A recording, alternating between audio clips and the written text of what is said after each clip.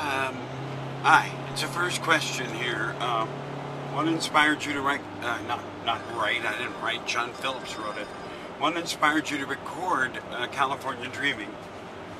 Well, I'd heard the song, in the 60s, it was a hit, it was this little pop thing, and the mamas and papas were always going, all the leaves are brown, smiling and clicking their fingers, so I didn't pay much attention to it. My friend Lou Adler produced it. He produced Mamas and Papas, Jan and Dean, an endless amount of stuff.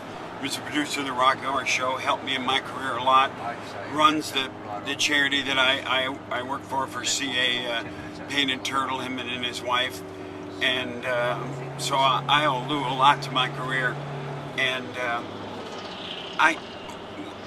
there was a movie or something playing that for some reason they were playing the Mamas and Papas version, but I heard the lyrics and I went, wait a second, these lyrics are not about this happy little thing.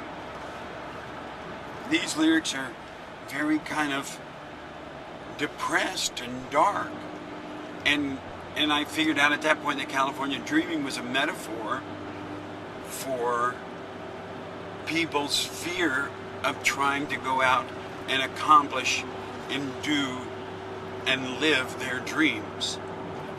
Whether good things happen from it or bad things happen from it. Go out and accomplish and live your dreams. And if you do, good things will eventually come. But that's what California is dreaming about. It's not a happy little ditty pop song. It's a very, John Phillips, I think, was a depressed human being. And it was a metaphor for him not doing what he really wanted to do. Oh, question.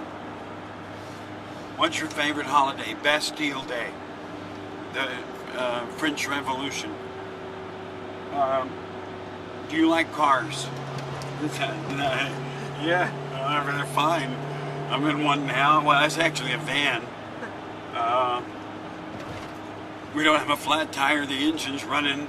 We're going in the right direction. It's not sputtering. We're not running out of gas. It's a fine car. I'm not really a possession kind of person. You drive a lot in LA, so you want something to drive around and comfortable in LA, and I have something comfortable, and that's it. That's what I like. The cars I don't like are those big trucks that sit up on the big wheels. Don't like those. I don't understand those. Now, I like the cars. They have that on MTV where they jack up the cars and put the bass in the back and do all that thing and make the cars bounce. I love those cars. What advice would you give to a beginning singer, to a beginning songwriter? Never rhyme the words eyes and surprise. It is the lamest thing you possibly can do. In the musical Rent, the guy wrote the greatest song. I don't remember the melody, I don't remember anything, but he comes in and says, I wrote the greatest song ever written, and his first two rhymes, whenever something about, I look you in the eyes, they took me by surprise, and I laughed out loud. And this girl was supposed to be dying. So don't rhyme eyes and surprise. Did you already shoot the video where you're playing the animated potato? No, I didn't. The lawyers and the company, we were there. We got up in the morning to go down to do it, and they called me and said, "You're not going." They didn't think they were it was a fair deal. So I listened to managers and those kind of things. Any chance Stoney and Meat Loaf album going to be digital and a special edition? Okay. People ask me these questions all the time. Oh, is there going to be a vinyl? Or is there going to do this? Is this going to happen? I have no control over this. I can't call up Motown and tell them to do this. People think that because you recorded something, that you have complete control over it. Once you're off that label, you have no control. I mean, when they put out that really horrifying thing, and when Bad Out of Hell was a hit, with this plate of meatloaf with spaghetti for a hair, and it's a duet album. They took Stoney off of it. I was going around to record stores and breaking it until finally somebody said to me, well, every time you break one, they just replace it. So I stopped doing it. Okay, so I don't have control over that. And all the things they did before I came back to Sony did, or Aris did, with all those really stupid over and over and over again. That stuff where they just kept putting the same stuff back out that everybody already had. I wanted to go into the bathroom and throw up every time I found out something came out like that. Would I ever consider a duet with Leona Lewis or Adele? I don't know Adele. Adele's a very good singer, and that song she had was, love that song. What's the name of that song? I can't. The most recent one? I just senior moment. What? The most recent one? Rolling in the Deep? No. Rolling in the Deep. Rolling in the Deep. Love that song. Jealous as hell over that song. Leona Lewis, yeah, I like Leona. I know her. Met her mom, met her. Really nice, sweet people. Would you ever consider putting Frying Pan back in the set again? I don't know. We did it for eight years or so. No, right now, no. I do it as a warm-up every day. I sing it with Justin. So if you want to come backstage, and I'll sing it for you with Justin. There you go.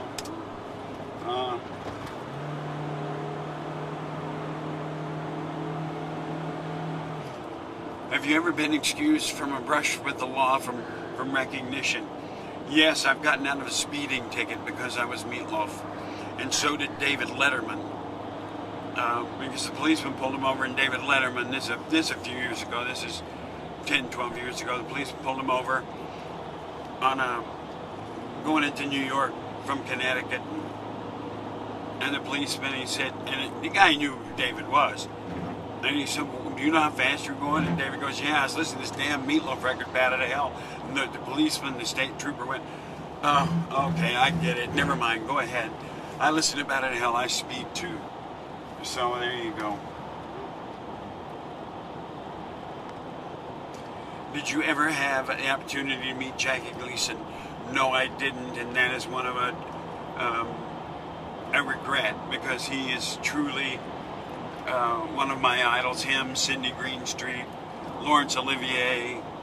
I have a couple of new ones now who I think are truly, truly incredible actors. Johnny Depp and Colin Farrell.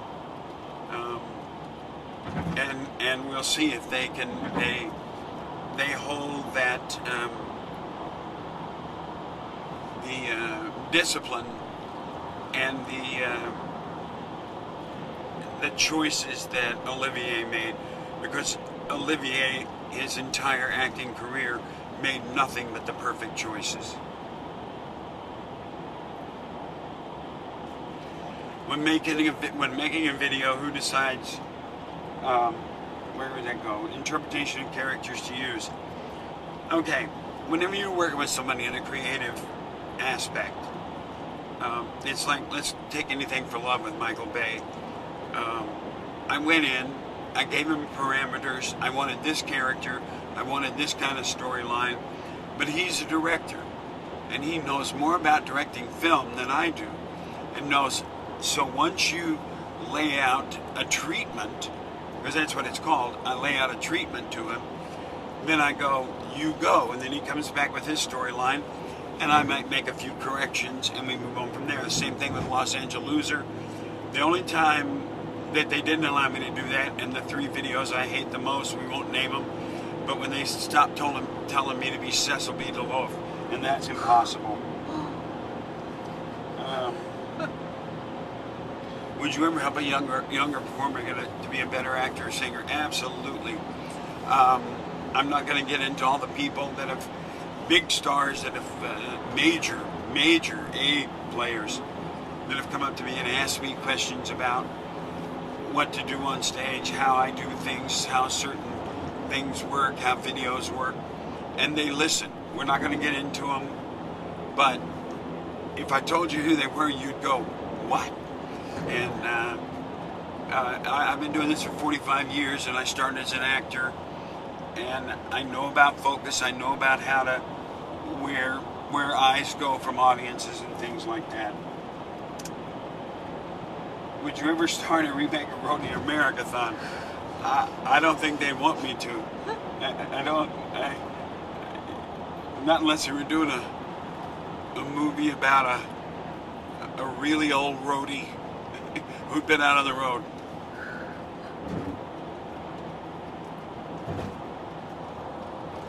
Oh, what family traditions do you plan on sharing with your grandson this year? Taking him and throwing him in the pool, and teaching him to swim, just launching him off. No, I'm kidding. Oh, what do you think of Hugh Laurie's album? I haven't heard it yet, but Hugh Laurie's it's gonna be good.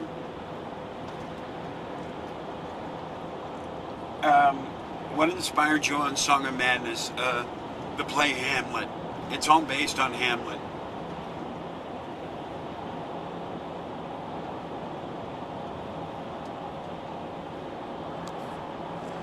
We were, Jim and I, Jim was greatly influenced by Spector, much more than I was. I was influenced more with gospel and musical, but Jimmy is my favorite line that ever happened when we were auditioning for Clive Davis is and this is the line that made me angrier than anything. When he turned to Jimmy and said, "Do you know anything about rock and roll?" And Jimmy is a walking encyclopedia of rock and roll. He can tell you the B-side of a Jan and Dean single in 1962 and who wrote it and what it was. And Jimmy's a genius, I tell you.